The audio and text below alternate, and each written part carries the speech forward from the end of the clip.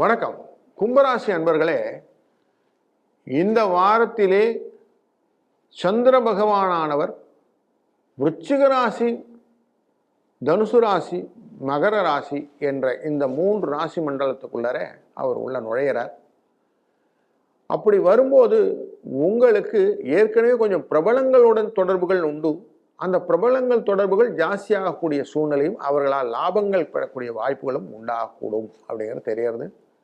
அதை யூட்டிலைஸ் பண்ணினா ப்ராப்பராக கேபிட்டலைஸ் பண்ணிட்டீங்கன்னா புதிய வியாபார உத்திகள் உங்களுக்கு லாபத்தை பெற்று தருவதற்கான காலகட்டம் இந்த வாரத்தில் இருக்கிறது. 2ஆம் இடம் அப்படிங்கிறது குடும்பஸ்தானம், தனம், வாக்குஸ்தானம் அப்படின்னு சொல்லுவோம். அந்த இடத்துல மீனராசிக்குள்ளர சனி பகவான் அமர்ந்திருக்கிறார். அப்படின்றதுனால சனி பகவான் 2ஆம் இடத்துல இருந்துட்டாலே என்ன வரும்? நார்மலாக குடும்பத்தில் குழப்பங்கள் வரும், முக்கியமாக மருத்துவ செலவுகள் வரும் அப்படின்னு சொல்லுவோம்.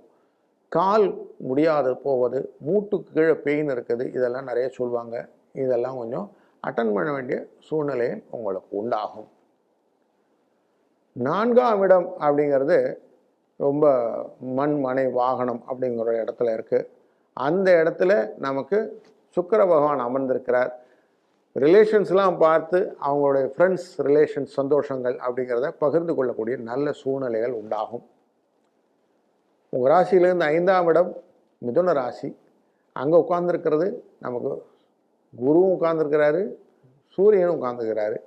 5ஆம் இடத்திலே குழந்தைகள் ஸ்தானத்திலே பார்க்கும்போது குழந்தைகளுக்கான சில உடல் உபாதைகள் வருவதற்கான வாய்ப்புகள், சில குழந்தைகள் நல்லது ஒரு தேர்ச்சி பெற்ற அந்த வெற்றிகள் பெற்று அதனால் வரக்கூடிய ரிசல்ட்லாம் சொல்லி சந்தோஷப்படக்கூடிய, குதூகலப்படக்கூடிய ஒரு சூழ்நிலையும் இந்த வாரத்தில் உங்கள் காதுகளில் செய்திகளாக எட்டும் அப்படின்னு தெரிகிறது.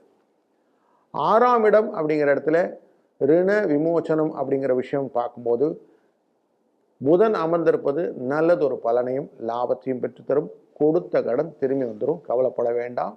உங்களுக்கு மருத்துவத்திலும் நல்ல முன்னேற்றமும் வழக்குகளிலே நல்ல சாதகமும் வருவதற்கான வாய்ப்புகள் உண்டு.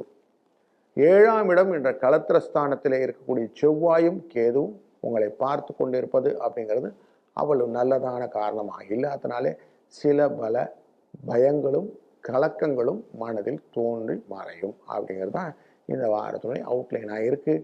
இந்த வாரத்திலே கலக்கங்களை எல்லாம் தீர்வதற்காக ரிண விமோச்சன பிரதோஷம் இருக்கிறது.